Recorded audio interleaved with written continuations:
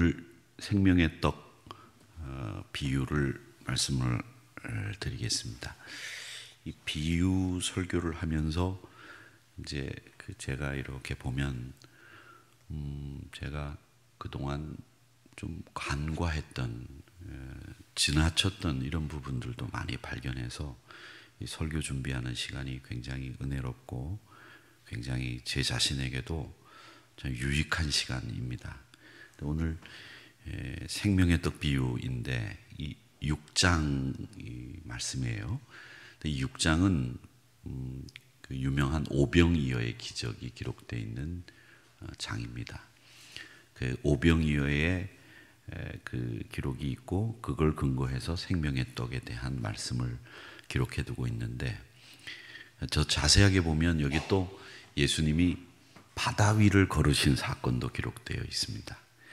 근데 이 생명의 떡, 이 이야기를 이해하기 위해서는 출애굽기 16장에 보면 이스라엘 백성들이 이제 이집트에서 나올 때에 그 나오는 중간에 하나님이 만나를 주시는 사건이 일어나죠.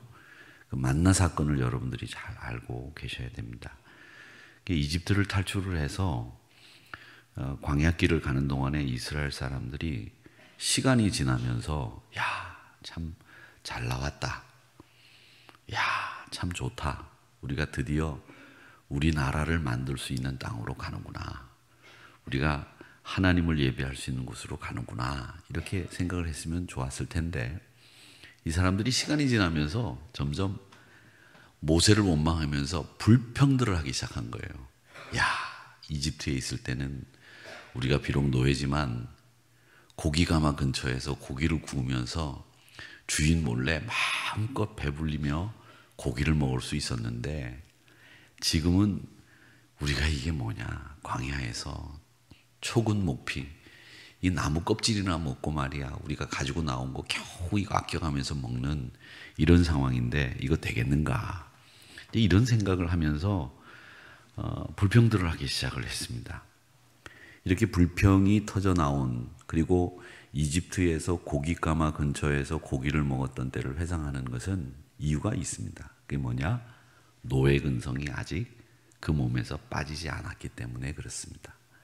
이 노예 근성이, 그러니까 자기가 땀 흘려서 수고하고 자기가 뭔가를 이루고 그리고 그걸 취하는 이런 습성이 몸에 안 배인 사람들은, 이 노예 근성에 몸에 젖어 있는 사람들은 늘 공짜를 바라고, 늘 누군가 주는 걸 원하고, 늘 뭔가 횡재를 바라는 이런 요행 심리에 젖어 있는 사람들이 노예 근성에 빠져 있는 사람들입니다. 여러분도 우리가 지금 노예는 신분상 없습니다.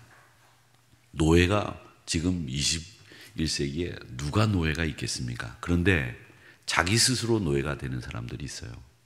그 노예가 되는 사람들은 자신의 생활 속에서 자유롭지 못한 사람들, 뭔가에 얽매이는 사람들, 중독되어 있는 사람들, 다 노예가 되어 있는 거죠. 게다가 요행수를 바라고 일확천금 노리고, 또 뭔가 누군가 나한테 뭘 해주기를 바라는 이런 마음 가지고 있는 건 다 노예 근성입니다. 그 노예 근성을 스스로 만들어가는 거죠. 누가 노예라고 얘기하지 않아도 내가 그런 습성에 젖어 있으면 그 사람은 노예가 되는 거예요.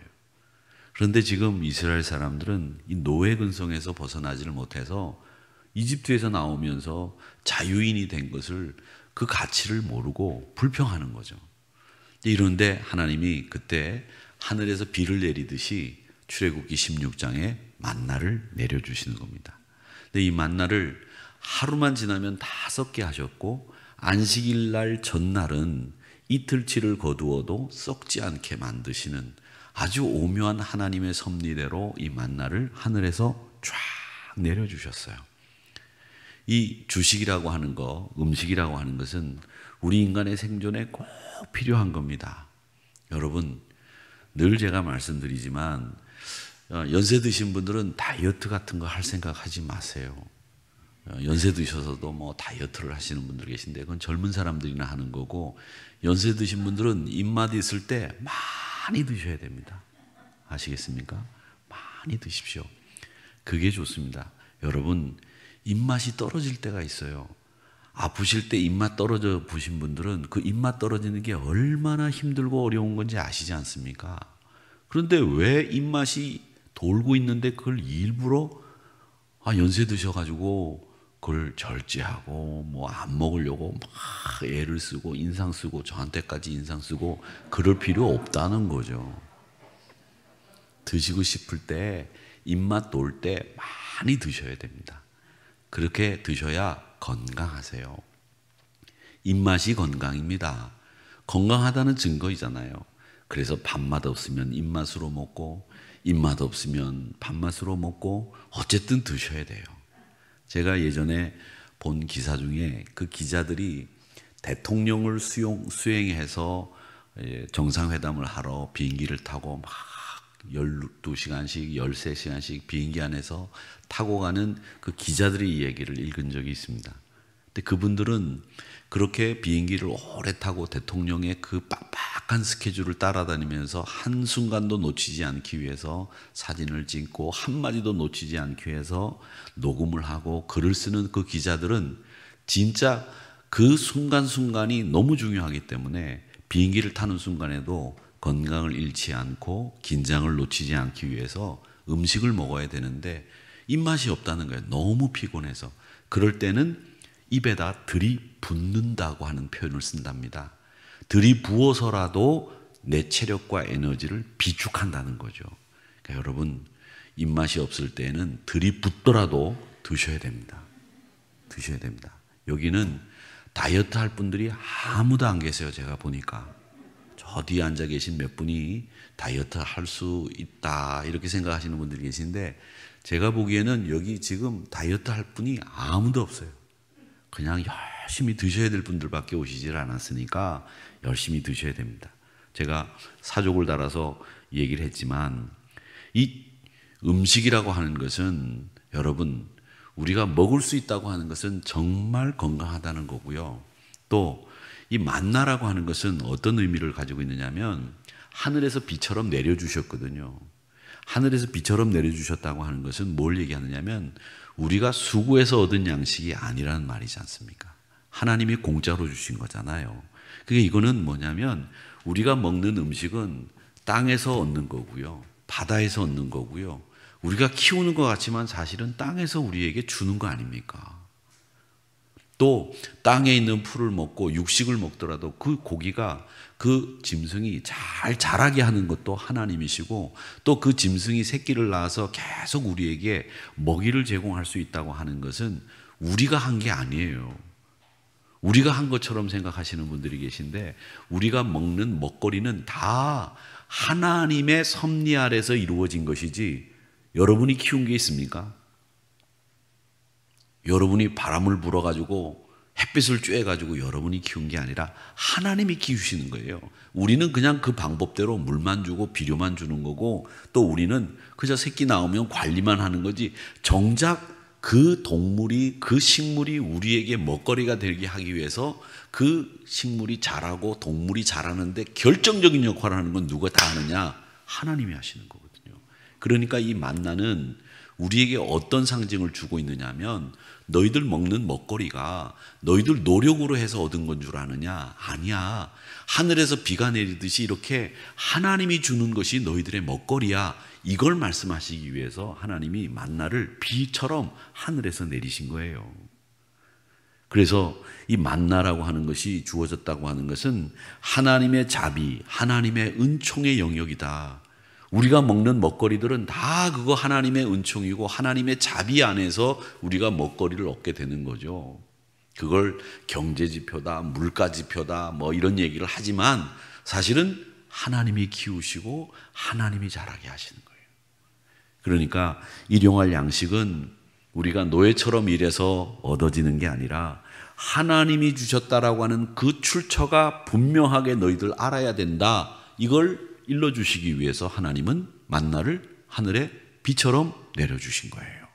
그러니까 이 만나 사건은 출애굽기 16장에 나오는 만나 사건은 우리 삶을 누가 하나님이 책임지시고 계시다라는 걸 보여주는 사건이 출애굽기 16장에 나오는 만나 사건의 모습이에요.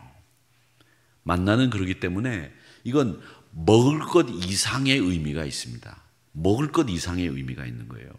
그렇지 않으면 만나는 어떤 대상밖에 안 되느냐? 만나는 불평의 대상밖에 안 돼요. 왜? 이집트 노예 생활을 할 때 그 고기가마 옆에서 고기를 구우면서 먹었던 고기 맛하고 만나 맛하고는 차이가 있거든요. 고기가 얼마나 맛있습니까?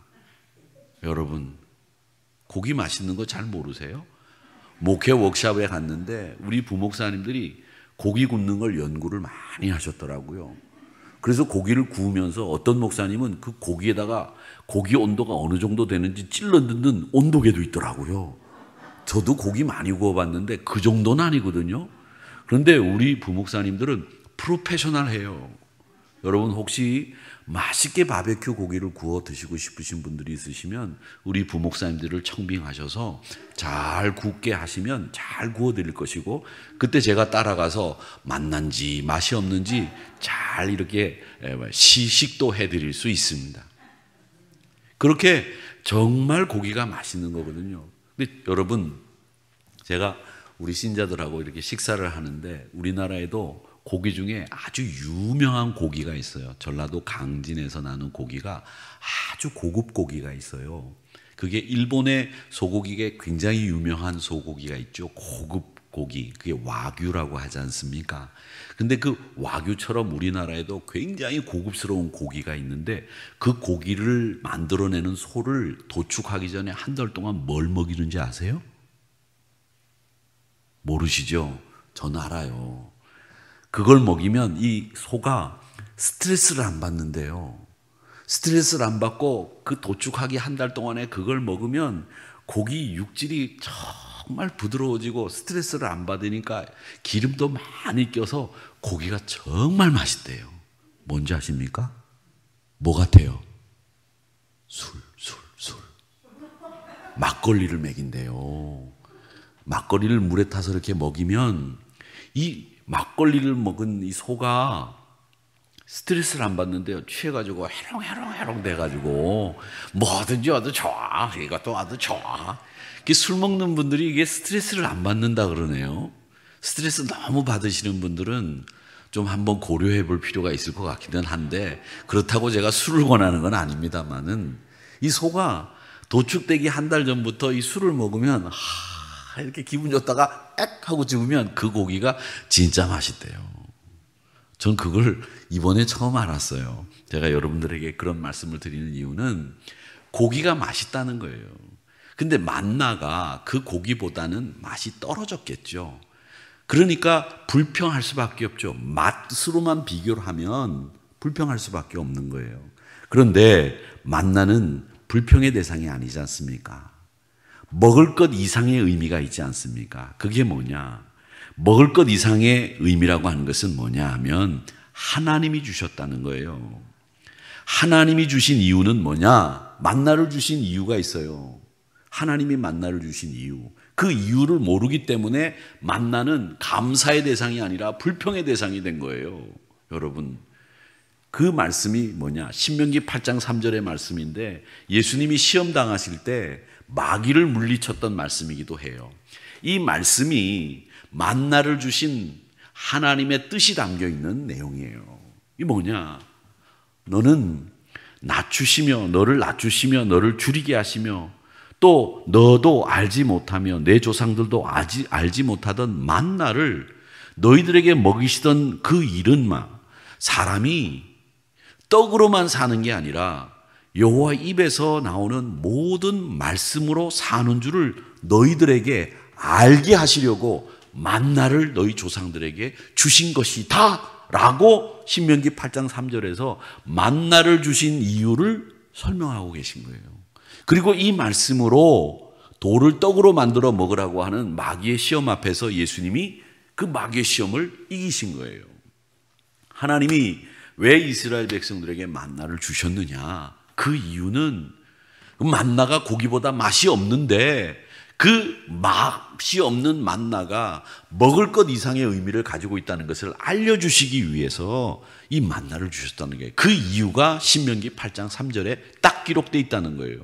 너희들은 육의 양식으로 사는 게 아니야. 하나님의 입에서 나오는 말씀으로 말미암아 너희들이 사는 것을 알게 하시려고 너희 조상들도 알지 못하던 그 만나를 하늘에서 비처럼 내리신 거다. 이렇게 말씀하시고 있는 거예요.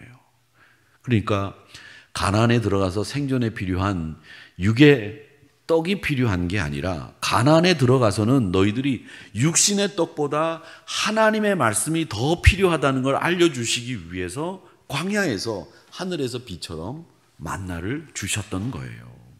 아무것도 나지 않는 땅, 오히려 사람과 짐승의 생명을 삼키는 땅이라고 할지라도 그곳에서 하나님이 우리와 함께 하시고 하나님의 말씀이 살아있으면 우리는 산다. 이걸 알려주시기 위해서 이스라엘 백성들에게 만나를 허락하신 거예요.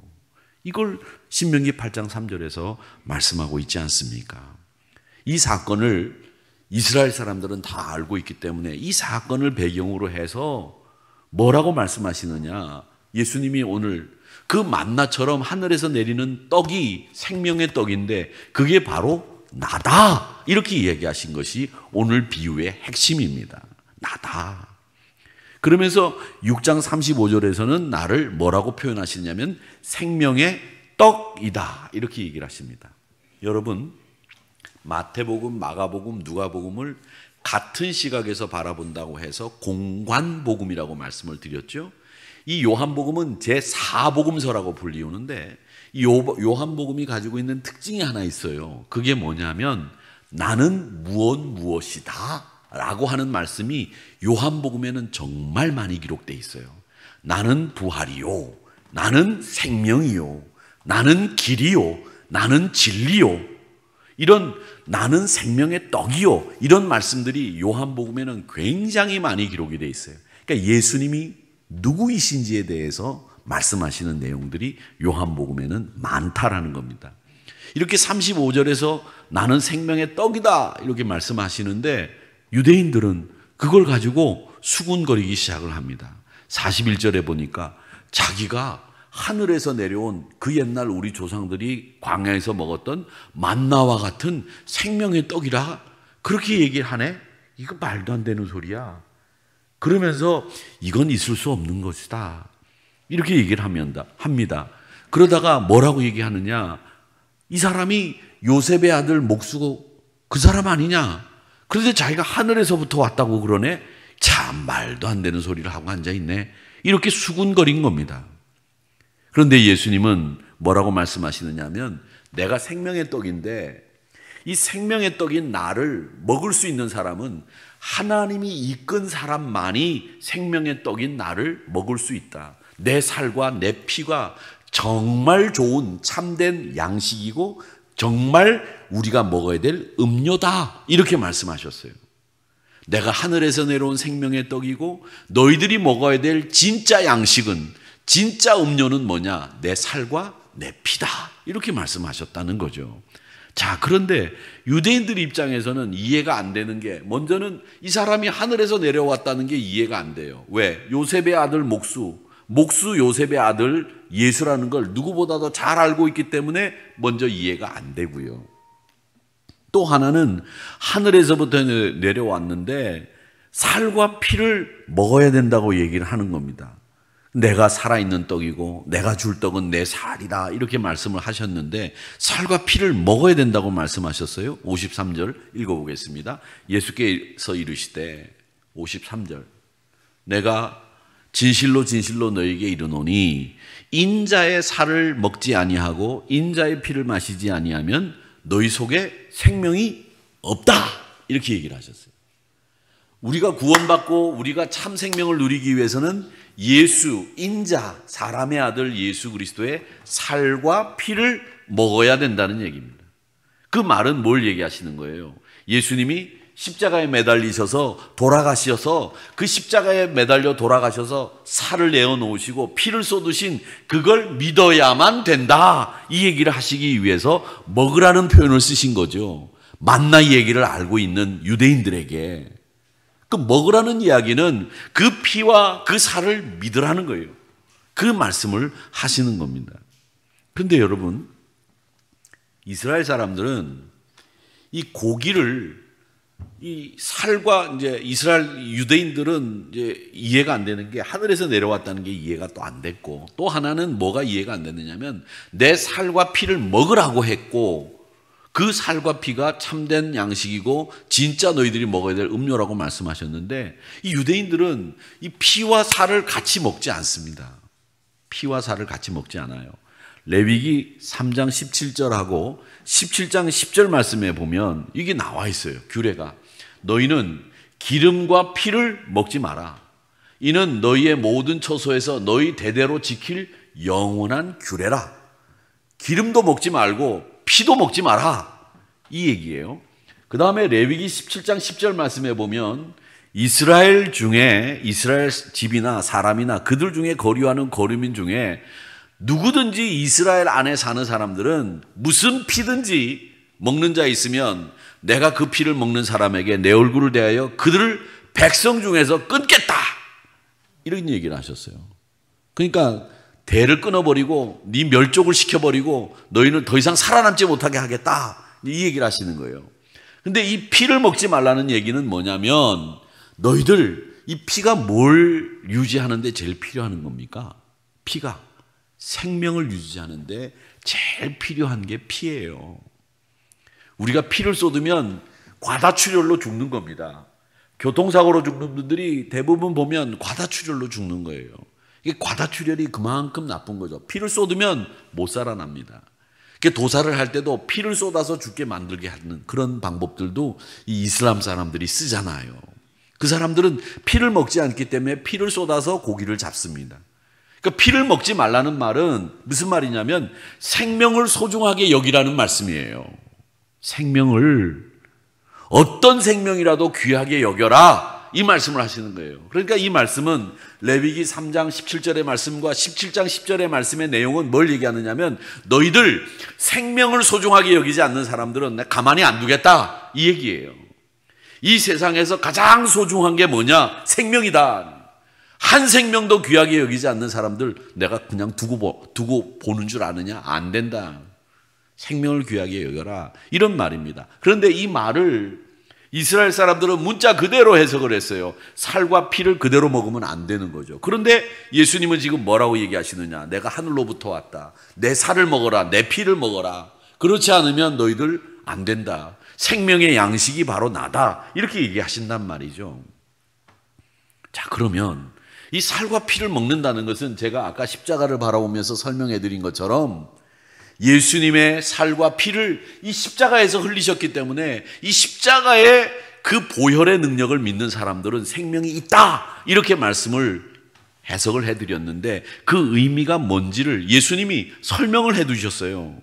54절에서부터 59절의 말씀에 쭉 설명을 해두셨는데 55절에 보면 내 살은 참된 양식이고 내 피는 참된 음료다, 이렇게 말씀을 하시면서 내 살과 피를 먹는 사람들은 나 때문에 살고 내가 너희 안에 거하고 너도 내 안에 거하게 된다, 이렇게 얘기를 하시면서 58절에서는 뭐라고 얘기하시느냐면, 이건 하늘에서 내려온 떡이기 때문에 조상들은 먹고도 죽었지만 그 떡하고는 다르다. 이 떡을 먹는 사람은 영원히 산다, 이렇게 말씀하셨어요. 그러니까 이 떡을 먹는 사람, 이 살과 피를 먹는 사람들은 어떻게 되느냐 하면, 이걸 먹는 순간에 우리는 영원히 산다, 이렇게 말씀을 하시는 거예요. 그리고 또 이 떡을 먹는 사람들은 내가 너희 안에 있고 너희도 내 안에 같이 있게 된다, 이렇게 말씀을 하신 거죠. 그러니까 주님의 살과 피를 먹는 사람들은 주님과 함께 산다, 이 얘기를 하시는 거예요. 그러니까 이 말은 뭐냐면, 한마디로 얘기하면 뭐예요? 한 단어로 얘기를 하면 주님과 함께 산다. 이걸 제가 늘 말씀드리는 복 중의 복이라고 말씀드리는 게 뭡니까? 임마누엘. 한국말로 얘기하면 주님과 연합이에요. 주님과 동행이에요. 이게 주님의 살과 피를 먹는 거고, 이게 우리에게는 영원히 살고 내가 주님 안에 있고 주님이 내 안에 있는 것. 이게 참된 음료와 참된 양식을 먹은 사람이 누리는 복이란 말이죠. 그러니까 여러분들은 주님 안에 거할 수 있는 이유가 뭐냐? 그 살과 그 피를, 참된 양식과 참된 음료인 그 살과 피를 여러분들이 먹었기 때문에 주님과 연합하고 주님과 동행하고 영원히 사는 약속을 받으신 거예요. 그걸 말씀하시고 있다는 거죠. 그러니까 주님이 내 안에 거하는 거, 그 얼마나 멋진 일입니까? 그렇게 되면 목마르지도 않고 줄이지도 않다는 거죠. 근데 여러분, 만약에 여러분이 아직도 나는 뭔가 목마르고 뭔가 심령이 컬컬하고, 그건 이유가 다른 데 없어요. 그건 여러분들이 그건 다른 데서 이유 찾지 마세요. 내 심령이 컬컬하고 나에게는 뭐가 필요하고 나에게 뭐가 필요하다, 영적으로 기가를 느끼신다면 그 이유는 말씀에 근거해서 한 가지 이유밖에 없어요. 주님과 연합하지 않았기 때문입니다. 주님과 연합하지 않았고 주님과 동행하지 않고 임마누엘의 복을 누리지 못하고 있기 때문에 아직도 줄이고 아직도 배고프고 아직도 허기진 거예요. 그런데 예수님이 분명히 말씀하지 않았습니까? 내가 하늘에서 내려오는 생명의 떡인데, 35절 말씀 다시 비춰주세요. 내게 오는 자는, 즉 이 떡을 먹는 사람은 내가 네 안에 있고 네가 내 안에 있는데, 그렇게 되는 사람에게는 결코 줄이지 않는다. 그리고 목마르지 않다. 이렇게 말씀하셨거든요. 근데 여러분들이 만약에 아직도 줄이고 목마른다고 한다면 뭔가 갈증이 있고 뭔가 요구하는 게 있고 뭔가 여러분들이 답답한 게 있다면 그건 이유 하나예요. 주님과 연합하지 못했던 까닭입니다. 우리의 생명은 그렇기 때문에 주님과 동행하는 것으로 인해서 영원히 살게 되기 때문에 주님의 것입니다. 사랑하는 성도 여러분, 우리의 생명은 주님의 것입니다. 이런 고백이 여러분 가슴속에서 늘 울리기를 주의 이름으로 축원합니다. 그렇기 때문에 우리는 그분의 살과 피를 먹음으로 연합하게 됐고 그분을 통해서 영원히 살게 된 거예요. 그걸 우리 예수님은 생명의 떡이라고 하는 말씀을 하신 겁니다. 로마서 14장 17절 말씀에 보면 하나님의 나라는 어떤 나라냐면 먹고 마시는 것이 아니에요. 하나님의 나라는 성령 안에 있는 의와 평강과 희락이 하나님 나라의 속성이랍니다. 하나님 나라는 두들겨 먹고 배 두들기고 먹고 끄끄거리고 틀이 많은 나라가 아니에요. 하나님의 나라는 의가 있는 나라요, 샬롬이 있는 나라요, 기쁨이 있는 조이한 그런 나라가 하나님의 나라라는 거예요. 그 하나님의 나라는 그렇기 때문에 참된 음료와 참된 양식을 먹는 사람이 가는 나라. 그 참된 음료와 양식을 먹은 사람들은 결코 줄이지 않고 배고프지도 않다.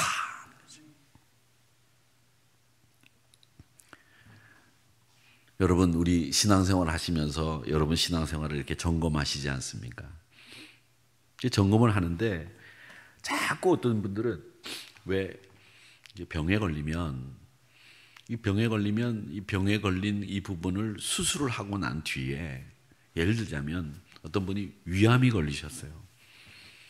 근데 위암이 걸리셨으면 위암의 종양 부분이 있는 부분을 절제해내요. 그리고 이제 회복이 되면 그분이 지금까지 생활 습관 속에서 가지고 계셨던 식생활 습관을 바꾸셔야 됩니다. 소식해야 되고 또 매운 거, 짠 거, 자극적인 음식 덜 먹어야 되고, 그러면서 이 식생활 패턴을 바꾸시잖아요. 근데 지금 우리 신앙생활은 수술해야 될 때가 아니라 식생활 패턴을 바꾸는 단계예요. 근데 자꾸 우리 신자들은 자꾸 수술만 생각한단 말이죠. 수술해서 종양을 떼어내면 그 다음에는 다시 그런 종양이 생기지 않게 하기 위해서 식생활 습관을 바꾸고, 또 그렇게 다시 암에 걸리지 않기 위해서 우리가 예방 조치를 하는 이런 생활을 해야 되는 게 아니겠습니까? 지금 우리 신앙생활은, 한국교회 신자의 신앙생활은 이 단계예요. 지금 수술해야 될 단계가 아니고. 그런데 자꾸 우리는 자기가 뭔가 좀 불편하고 좀 뭔가 이상하다 싶으면 자꾸 수술할 생각만 한단 말이죠. 그러면서 수술할 생각을 가지고 뭘 얘기하느냐, 개혁, 이런 얘기를 한단 말이죠. 아니에요. 그거보다 우리가 지금까지 살아왔던 방식 자체를 바꾸는 게 지금 필요할 때거든요. 그런데 이걸 바꾸지 않고 계속 수술만 얘기하면 그 환자는 수술만 하다가 결국 죽을 거 아니에요. 수술 다 했는데 뭐하러 또 수술해야 되겠어요? 그러니까 여러분, 우리 신앙생활도 이렇게 진단이 필요한데 이런 진단을 안 해주니까 자꾸 수술만 얘기하면서 수술하려고만 달려드는 거예요. 여러분들이 참된 음료와 참된 양식을 먹었다면 주님과 연합해서 주님과 동행하며 임마누엘의 복을 누리며 사는 생명의 떡인 예수님을 먹고 마시고 그분과 함께 살면 줄이지 않고 배고프지 않다고 하는 이 말씀을 기억하셔야 됩니다. 여러분들이 아직도 줄이고 아직도 배고프다고 한다면 그건 다른 이유가 아니에요. 여러분들이 주님과 연합하지 못했기 때문이에요. 이건 성경에 딱 나와 있거든. 우리 주님이 말씀하셨거든요. 그렇기 때문에 변화된 삶을 사는 것, 이게 우리에게 지금 필요한 거예요. 우리의 식생활 습관을 바꾸는 거, 이게 중요한 거예요. 그러니까 생명의 떡의 비유를 통해서 우리에게 주시는 말씀은 너희들 나와 연합해라. 내가 하늘에서 내려온 만나와 같은 생명의 떡이야. 이걸 먹지 않으면 이게 참된 음료고 이게 참된 양식인데 이걸 먹지 않으면 너희들은 어떻게 되느냐? 계속 줄이고 계속 배고플 거야. 그리고 너희들은 영원히 못 살아. 그러니까 영원히 살고 나와 연합하여 참된 음료와 양식을 먹는 사람에게는 결코 줄이지 않고 배고프지 않다. 이 말씀을 이 만나의 사건을 기억하고 있는 출애굽기 16장의 사건을 딱 알고 있는 유대인들에게 예수님이 말씀하신 내용이 이 생명의 떡의 비유라고 하는 겁니다. 그러니까 이건 뭘 얘기하는 거예요? 우리에게 풍성함을 제공하시기 위해서 하나님이 주시는 말씀인 거예요. 우리 하나님이 여러분들에게 자유를 뺏고 여러분들을 억압하고 속박하기 위해서 이런 말씀들을 여러분들에게 주신 건가요? 아니에요. 우리 하나님은 여러분들이 참 좋으신 하나님이기 때문에 여러분들에게 자유를 드리고 여러분들에게 풍성함을 드리고 기쁨을 드리기 위해서 하나님 나라가 의와 평강과 희락이기 때문에 그걸 주시기 위해서 우리 예수님이 말씀하시는 거거든요. 속박하려고 하는 거 아니에요. 억압하려고 하는 거예요. 주눅들게 하는 게 아니에요. 의와 평강과 희락을 주시기 위해서 너희 참된 음료 마셔라. 참된 양식 먹어라. 이 말씀하시고 있거든요. 우리 주님과 연합하시기를 주의 이름으로 축원합니다. 그 풍성함을 누리는 삶의 태도, 이걸 우리 주님은 원하시고 있는 거예요. 옛날에 영국에 아주 불행한 소년 하나가 있었습니다. 아버지는 중풍으로 누워있고 어머니는 폐결핵을 앓고 있었습니다. 옛날엔 폐결핵 앓으면 죽어요. 중풍 걸리면 회복이 안 돼요. 집안이 마치 중환자실 같은 그 어린 소년이 꿈을 버리지 않고 어떻게 할까 그러다가 길을 가다가 할아버지 한 분을 만났어요. 할아버지가 야, 너 총명하고 똑똑한데 네가 이 자리에서 무너지면 안 된다. 그러니까 새로운 세계를 향해서 도전할 그 강한 의지를 이 할아버지가 계속 부어주는 거예요. 그래서 이 친구가 하루는 안 되겠다 싶어서 항구로 가가지고 미국행 배를 타기로 결심을 했습니다. 근데 뱃삭이 있어야죠. 돈이 없어가지고 몰래 밀항하려고 배에 올라탔는데 선장에게 발각이 됐어요. 선장한테 두들겨 맞으려고 끌려갔는데 선장이 보니까 이 아이가 굉장히 똑똑해 보이거든. 그래가지고 그냥 이 아이를 미국까지 태워다 줬습니다. 근데 이 아이가 뭐라고 얘기하냐면 훗날 제가 부자가 되면 우리나라 영국을 그리고 선장이신 당신에게 내가 후하게 대접을 하겠다. 이렇게 얘기를 했습니다. 근데 선장이 보니까 너무 똑똑해. 그래가지고 선장이 자기 양아들을 삼았어요. 너무 똑똑하고 총명하니까. 그래서 선장이 양아들을 삼아서 얘를 미국에 데려가서 키운 거예요. 근데 선장이 딱 죽었어요. 그래서 이 선장이 가지고 있는 재산을 딱 정리를 한 다음에 이 친구가 뭘 만들었느냐? 치약회사를 만들었어요. 치약회사를. 그래서 이 치약회사가 불티나게 팔리기 시작했는데 그 치약이 그 유명한 콜게이트 치약입니다. 지금 이 사람의 이름이 윌리엄 콜게이트라는 사람인데 이 사람의 삶의 가장 중요한 모토, 이 콜게이트 회사를 운영하는 데 있어서 그의 경영 철학이 뭐였느냐? 11조 생활이었어요. 11조. 그래서 이 사람은 윌리엄 콜게이트는 한쪽 주머니에 11조 주머니가 있고 한쪽 주머니에는 회사에서 얻는 이익을 넣는 주머니가 따로 있었대요. 그 나중에는 이 사람이 말년에는 10의 5조를 하나님 앞에 드렸다는 거 아닙니까? 미국 뉴욕의 맨하탄에 가보면 아직도 그 학교가 있어요. 콜게이트 유니버시티가 있거든요. 대학도 만들었어요. 목사님 이름으로 따서 대학 만든 게 하버드 대학이잖아요. 폐결핵에 걸려서 다 죽게 된 목사님이 자기 책을 다 기부하면서 학교를 만들었지 않습니까? 하버드 목사님이. 그래서 하버드 대학이 된 거고, 이 콜게이트 이 사람이 만든 대학도 있고, 이 제약회사의 콜게이트는 아직도 우리 많은 세계인들에게 사랑을 받는 치약이 됐습니다. 풍성한 삶을 사는 경영 철학의 대표적인 이 11조 생활을 철저하게 준수했던 사람이 이 사람입니다. 여러분, 하나님이 여러분에게 주시고자 하는 참된 음료와 살, 참된 양식, 이걸 먹음으로 주님과 연합해서 여러분들이 풍성한 삶을 누리셔야 됩니다. 목마르지 마십시오. 갈증 느끼지 마시고 또 배고프지 마시고 항상 풍성한 삶을 사시기를 주의 이름으로 축원합니다. 하나님 나라는 의와 평강과 희락입니다. 그 나라를 여러분들이 소유하신 거예요. 주님과 동행해야 되지 않겠습니까? 생명의 떡이신 우리 주님, 그 주님이 주시는 참된 음료와 살을 마음껏 드셔서 정말 여러분들의 삶의 영역에서 풍성하고 또 순결한 삶을 살아가시는 여러분들이 되시기를 주님의 이름으로 축원합니다.